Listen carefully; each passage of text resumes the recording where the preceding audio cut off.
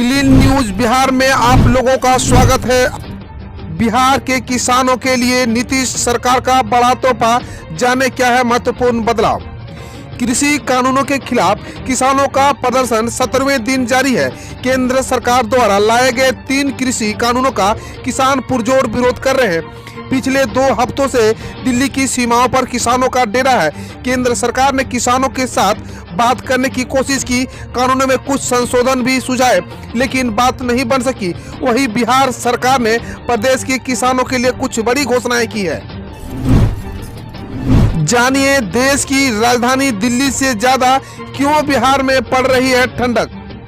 बार बार बदलते मौसम के बीच इस बार सर्दी के भी कई रंग देखने को मिल रहे हैं। समूचे उत्तर भारत में कोहरा देखने को मिल रहा है। मजबूत पश्चिमी विक्षोभ नहीं होने से दिल्ली एवं आसपास सर्दी में भी गर्मी का महसूस हो रहा है, जबकि बिहार में लोग कपकपी ठंड का महसूस कर रहे हैं। राहुल गांधी का बयान, मोदी सरकार नहीं चाहती है कि किसानों की आय बिहार से बेहतर हो। कांग्रेस नेता राहुल गांधी ने केंद्र सरकार पर हमला बोलते हुए कहा कि वह चाहती है कि देश के किसानों की आय कम हो जितनी बिहार के किसानों की है। गांधी ने मीडिया रिपोर्ट का हवाला देते हुए कहा कि पंजाब का किसान एक साल में सबसे ज्यादा कमाई करता है, वहीं बिहार के किसानों की आमदनी सबसे कम है। बिहार में असिस्टेंट प्रोफेसर के 4,638 पदों पर आए 66,000 से ज्यादा आवेदन। बिहार में अरसे बाद विश्वविद्यालय में असिस्टेंट प्रोफेसर की बहाली हो रही है। पहले बिहार में असिस्टेंट प्रोफेसर पर ही बहाली बिहार लोक सेवा आयोग के माध्यम से होती थी, लेकिन अब इसकी जिम्मेदारी बिहार विश्वविद्यालय सेवा आयोग को दे दी गई है। इसके लिए असिस्टेंट प्रोफेसर के 4,638 पदों के लिए रिकॉर्ड 65,996 आवेदन आए हैं। सबसे अधिक फॉर्म बिहार के अभ्यर्थियों ने भरे हैं। बिहार एनडीए में सब कुछ ठीक ठाक नहीं चल रहा है। आखिर कब होगा नीतीश मंत्रिमंडल का विस्तार। बीजेपी जदयू के बीच फंसा मामला। बिहार में मुख्यमंत्री नीतीश कुमार के नेतृत्व वाली एनडीए सरकार को बने लगभग 1 महीना होने जा रहा है, लेकिन अभी तक मंत्रिमंडल विस्तार होने से राजनीतिक गलियारे में सवाल उठने लगे हैं। अटकलें लगाई जा रही है कि मंत्रिमंडल विस्तार को लेकर एनडीए के दोनों प्रमुख घटक दल जदयू और भाजपा के बीच अभी विभागों को लेकर तालमेल नहीं बन पा रहा है। बिहार में बारात में फायरिंग से युवक ने रोका तो मार दी गोली, मौके पर हो गई मौत। शादी समारोह में हर्ष फायरिंग के मामले लगातार बढ़ रहे हैं। बिहार के भोजपुर जिले से एक ऐसा मामला सामने आया है जहां हर्ष फायरिंग रोकने के मामले में एक युवक को गोली मार दी गई, जिसके बाद युवक के मौके पर ही मौत हो गई। घटना चरपोखरी थाना के पड़रिया गांव की है। बताया जा रहा है कि यहां बारात में हर्ष फायरिंग रोकने के विवाद में गांव के ही एक शख्स को गोली मारकर हत्या कर दी गई। लालू यादव से मिलने पहुंचे बिहार के 2 विधायक। पूर्व केंद्रीय मंत्री ने भी की आरजेडी सुप्रीमो से मुलाकात। जानिए इसके पीछे क्या है वजह। चारा घोटाले मामले में सजायाफ्ता लालू प्रसाद यादव से शनिवार को रांची के रिम्स स्थित पेइंग वार्ड में बिहार के गेरुआ और इस्लामापुर के आरजेडी विधायकों और पूर्व केंद्रीय मंत्री सुबोध कांत सहाय ने मुलाकात की। वहीं लालू यादव की तबीयत में फिर से गिरावट आने के बाद उनके इलाज से जुड़े डॉक्टरों ने अपनी रिपोर्ट स्वास्थ्य विभाग के रिम्स प्रबंधन को दे दी है। बिहार से जंगल राज का दाग मिटने नहीं दे रहे हैं नेता, जानिए कैसे।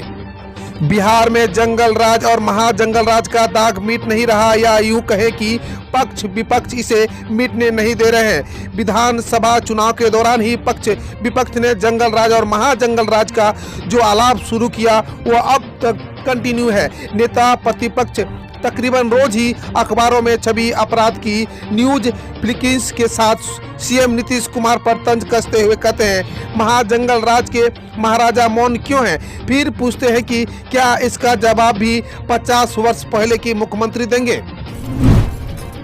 बिहार में बाइक पर पीछे बैठने वालों के लिए लागू होगा सख्त नियम।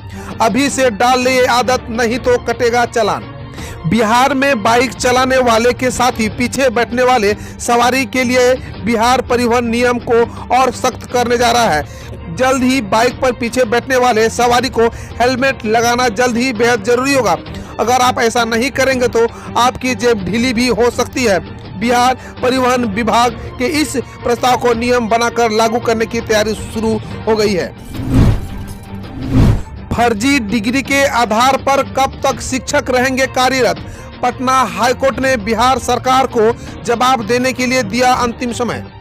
पटना हाईकोर्ट ने बिहार के स्कूलों में बड़े पैमाने पर फर्जी डिग्री के आधार पर सेवा में कार्यरत शिक्षकों के मामले पर सुनवाई करते हुए राज्य सरकार से 9 जनवरी 2021 तक जवाब मांगा है।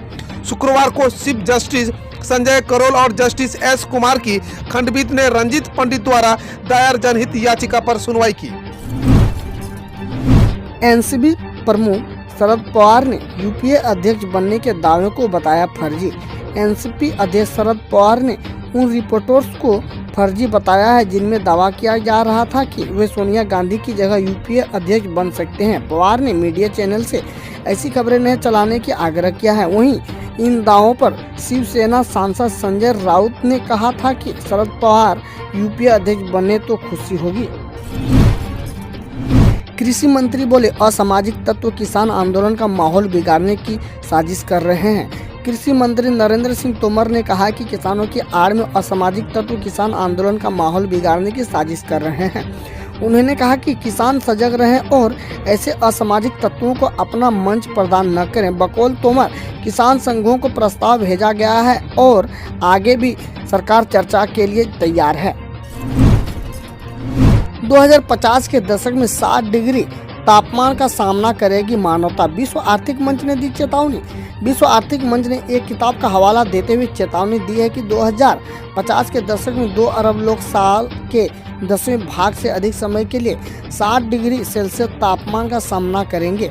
उससे विश्व बैंक को कोटे करते हुए कहा कि 2050 तक भोजन पानी की असुरक्षा और प्रचंड मौसम के चलते 14 करोड़ लोग तक विस्थापित हो सकते हैं। करनाल पानीपत में किसानों ने फ्री कराए टोल प्लाजा, कई टोल प्लाजा पर पुलिस बल तैनात। दिल्ली की सीमाओं पर किसान आंदोलन शनिवार को 17वें दिन में पहुंच गया है। शुक्रवार मध्यरात्रि को किसानों ने दिल्ली चंडीगढ़ नेशनल हाईवे पर करनाल और पानीपत के टोल प्लाजा को फ्री करा दिया। किसानों के टोल प्लाजा को फ्री कराने के ऐलान के मद्देनजर फरीदाबाद, मुजफ्फरपुर नगर, कानपुर समेत कई जगह टोल प्लाजा पर पुलिस बल तैनात किया गया है। भारत 6 से 8 महीने में कोविड-19 वैक्सीन की 60 करोड़ डोज डिलीवर करेगा। सरकारी विशेषज्ञ के अनुसार कोविड-19 वैक्सीन वितरण समूह का नेतृत्व करने वाले बीके पॉल ने कहा है कि भारत अगले 6 से 8 महीने में सबसे जरूरतमंद लोगों को कोविड-19 वैक्सीन की 60 करोड़ डोज डिलीवर करेगा। उन्होंने कहा कि सरकार ने 2 से 8 डिग्री सेंटीग्रेड तापमान वाली कोल्ड स्टोरेज सुविधाओं को बंदोबस्त कर लिया है।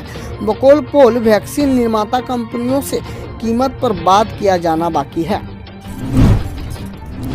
पीएम मोदी बोले आज किसान मंडी के बाहर और डिजिटल प्लेटफॉर्म पर फसल बेच सकते हैं। प्रधानमंत्री नरेंद्र मोदी ने कृषि सुधार को लेकर शनिवार को कहा आज किसान मंडी या मंडी के बाहर अपनी फसल बेच सकते हैं। किसान डिजिटल प्लेटफॉर्म पर भी अपनी फसल बेच सकते हैं। उन्होंने कहा इन सुधारों के बाद किसानों को नए बाजार, नए विकल्प और टेक्नोलॉजी का लाभ मिलेगा। देश का कोल्ड स्टोरेज इंफ्रास्ट्रक्चर आधुनिक होगा।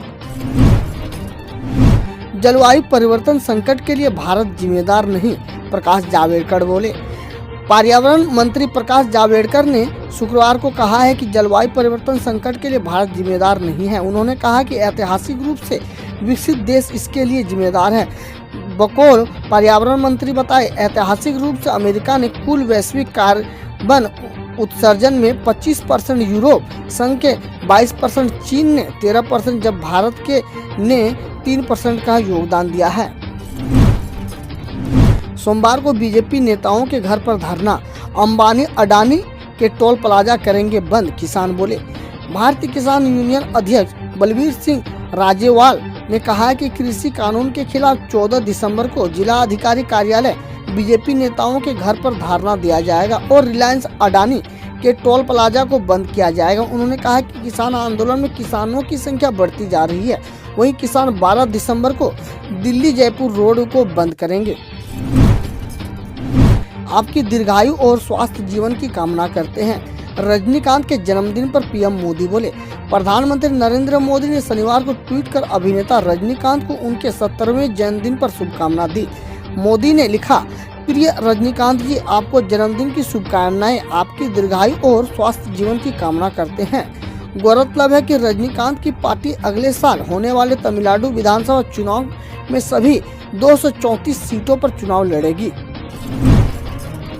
रिम्स में लालू के डॉक्टर बोले, लालू यादव की किडनी कभी भी काम करना बंद कर सकती है। रांची के Rajendra institute of medical sciences में आरजेडी अध्यक्ष लालू प्रसाद यादव का इलाज करा रहे डॉक्टर उमेश प्रसाद ने बताया कि उनकी किडनी कभी भी काम करना बंद कर सकती है। उन्होंने कहा, यह खतरनाक है। मैंने लिखित रूप से अधिकारियों को इसकी सूचना दे दी है। बतौर खबर कई आरजेडी नेता लालू यादव से मिलने पहुंचे। 1,40,000 पदों पर भर्ती के लिए 15 दिसंबर से परीक्षाएं शुरू करेगा रेलवे भर्ती बोर्ड। रेलवे भर्ती बोर्ड 1,40,000 पदों पर भर्ती के लिए 15 दिसंबर से परीक्षाएं शुरू करेगा। बकौल बोर्ड परीक्षा का पहला चरण 15-18 दिसंबर तक, दूसरा चरण अनुमानित रूप से 28 दिसंबर मार्च 2021 के बीच और तीसरा चरण जून 2021 के अंत तक आयोजित होगा। रेलवे अधिकारी के मुताबिक अभ्यर्थियों को कोविड-19 नहीं होने पर घोषणा पत्र देना होगा। हम रोज ऐसे ही न्यूज लाते रहेंगे, तो यदि आपने अभी तक क्लीन न्यूज को सब्सक्राइब नहीं किया है तो पहले फटाफट सब्सक्राइब कर लें, साथ ही बेल आइकन को दबा दें ताकि कोई अपडेट मिस ना हो।